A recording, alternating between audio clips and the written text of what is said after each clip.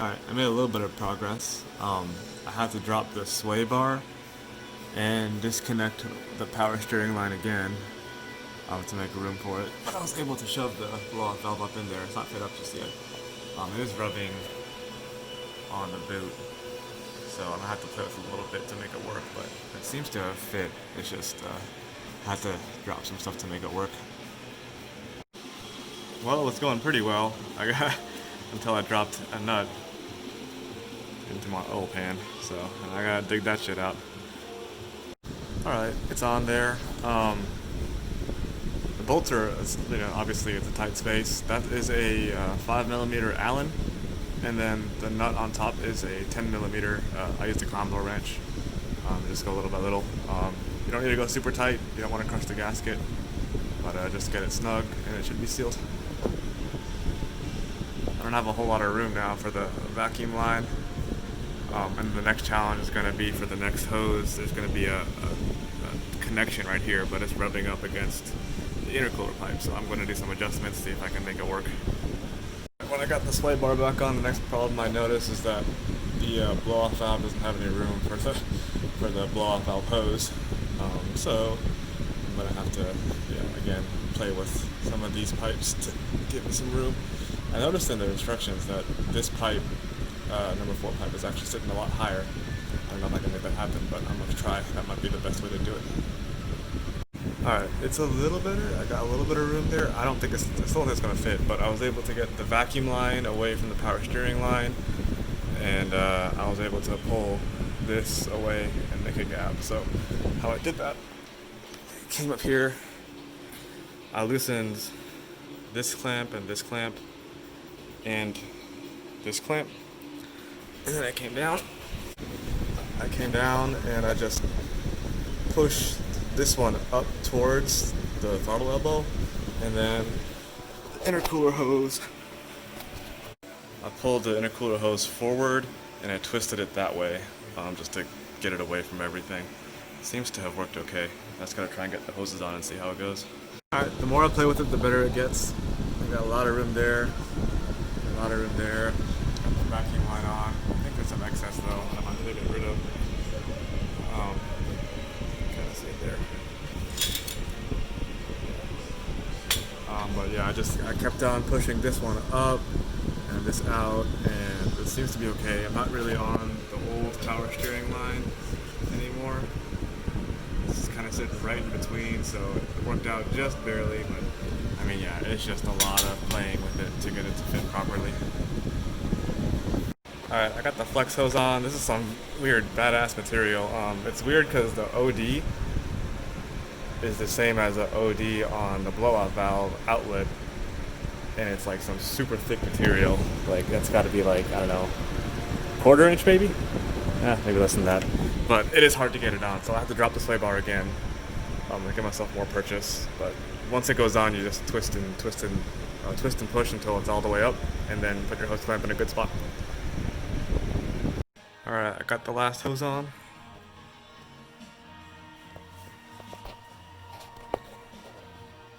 This one was kind of weird. The original instructions actually had it in 2 pieces. So you had a piece here, you had a break in the middle with the hose clamp, and then you had the piece that goes in up there, which actually would have made it easier because I think my piece was too long. So I actually have these weird little jogs going on in my hose clamps. It just took a lot of playing, but I managed to make it work, and it seems okay. They also used to supply a support that used to go right here, and would just grab onto this to keep it from wobbling, but I guess they decided it's not needed? I don't know. But it's on there. There's a better look at that one. I didn't give myself a whole lot of room for that back one, so do what you can to make it easier on yourself, but this is now that all the hoses are on in the bottom, this is a mess. This is gonna be horrible to maintain if I have to maintain anything, but I guess that's the price you pay. If you guys want any better shots of anything, if you're doing it, let me know. I'll take some pictures for you. But yeah, I mean, that's that's what it looks like on the driver's side. It's pretty messy. Also, if you are doing this and you're having problems with it being too long like I did, and you have a few extra tools and time, You could easily just come right here and just cut it with a jigsaw or angle grinder or whatever. The only thing is you'd have to get some kind of roller to make a flange. Kind of like this, you have to have like a roller on the inside that you could do. That would help seal it. But if you have something like that, or if you're just feeling brave, you can make the cut and then get a short hose like this, and then you'll have a lot more flexibility. Down here, trying to make this connection, because that I'm not so sure about that connection over there. It is pretty tight for the hose on the outside. All right, it's the next day. I'm still working on hoses. I got the inlet to the supercharger on. This was I don't know. I don't know. I had to take this hose clamp off, or this hose off, and slide it onto the supercharger, and then loosen some hose clamps on the throttle inlet, and kind of push the number 4 pipe down along with the elbow, pushing it in while I was pushing the inlet to the supercharger down onto the hose, and it popped in. There's a lot of rubbing right there between the idle control and that elbow there. I mean, it's like on there, so I might put a softener or something in there. I don't know. I also put this turnbuckle on. This is their replacement for that bracket that was supposed to go to here. This is like adjustable with those two, I guess, ball joints. But yeah, make sure that the bolt head is on the inside facing forward, and you should be able to get it on pretty easy. And then the little tab slides under this first hose. That's kind of what it looks like. I haven't tightened anything down yet. I'm waiting to get all the hoses on. The last hose is also, it's one of those frustrating ones that doesn't seem to fit no matter what I do. There's just this rubbing up against the supercharger here. It's rubbing up against the tower here. I had to move the cruise control out the way, and this light switch thing, not switch, but little holder is in the way as well. I mean, you can see it's like that the hose that's supposed to go on the end of this is not going to fit. So I'm going to have to do some probably cutting again.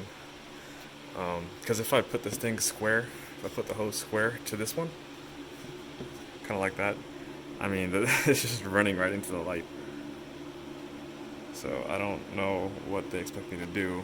Well, if I do it like that and have some kind of weird joints, it might work. But that's not going to be a good seal. Come on now. All right, I got it on. I deal with the weird kink, I guess. Tighten everything down. It's still rubbing there. I had to shave down that little clip a little bit, and it just barely fits now. Kind of sitting under it. Just play with it a lot. But it is fit. It is tight, I guess. I also got the MAF sensor on. The orientation I'm not really sure about. I'll probably have to, once I get the extension on, I'll have to move it, I'm sure, and then I'll make an update. So don't put it just like this just yet. And then the air filter went on. That was pretty easy. Also, a word of advice: when you're putting your flex hose on, make sure that there are no packing peanuts left inside, because mine's full of them. So I gotta fish them all out. All right. Oh my gosh, that was a massive test of patience for all these hoses, but I think they're all on. I think I'm good. I got the flex hose on here, and I got the breather hose right there. That one was, I shouldn't have waited to route that one last. That was kind of hard, but it's doable. But I mean, I'm not super proud of the work I did. I mean, that's all kinked up. This is all rubbing. But it's doable. It's just ugly to look at. I got the flex hose on as well, and unsurprisingly, it is quite flexible. When I was routing it, you route it through this front of the sway bar, kind of under the elbows of these two of the intercooler pipes. Send and return. Try and push it towards the back of the car, so that you're not on the shoulder of the elbow, because then you'll get a lot more room up top. And then when you're going up, once again, that coolant hose is in the way. But you kind of work around it. Ooh, sweat in the eye. You can kind of see where it's pulling, the coolant hose is being pulled and pulling the front right away. So I'm sure that that's all pinched up, and I'm going to get reduced cooling, but I guess we'll cross that road when we get there. Anyway, once you get it up here by the frame rail, just yank on it. It goes on pretty easy, then tighten that down. For all these little hose clamps, I really recommend getting a set of like those ratcheting combo wrenches. That's the only thing I can get in there to actually tighten it, because as you can see, it's just nuts how little space there is.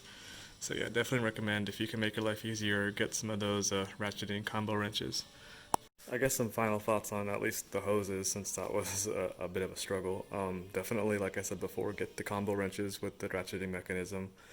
Um, just if you don't have patience, you better develop some real fast, because it will test your patience to hell and back. Because I've been told I'm a pretty patient guy, but this was a whole another thing. Um, and I guess with this coolant hose that was giving me trouble 3 or 4 times with different parts of all this, I pushed mine down like to the side of the frame rail under all these hoses. If I were you, I would try your hardest to keep it on top, because right now it is so pinched. I'm properly worried that I'll be losing some fluid flow and probably having temperature issues. So do what you can with that hose. It is a pain in the butt because it's in the way for everything, but yeah, do what you can to keep it, loose and free and not choked.